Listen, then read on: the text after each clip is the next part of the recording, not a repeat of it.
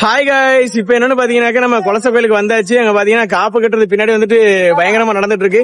So நம்மளும் காப்பு கட்டியாச்சு. சோ உள்ள எப்படி இருக்குன்னு சொல்லிட்டு நான் காமிக்கிறேன், வாங்க பாக்கலாம்.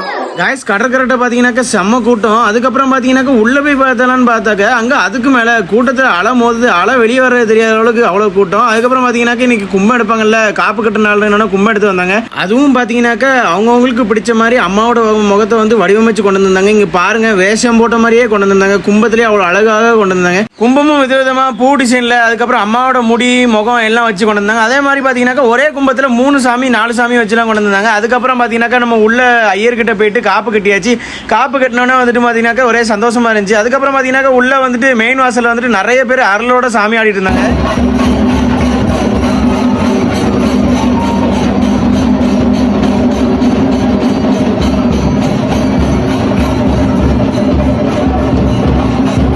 அப்புறம் பாத்தீங்கன்னா உள்ள அருளோட சாமி ஆடுறது எல்லாத்தையும் பார்த்துட்டு அதுக்கப்புறம் நம்ம காப்பு கட்டின சந்தோஷத்தோட நேரா வீட்டுக்கு கிளம்பி வந்தாச்சுங்க.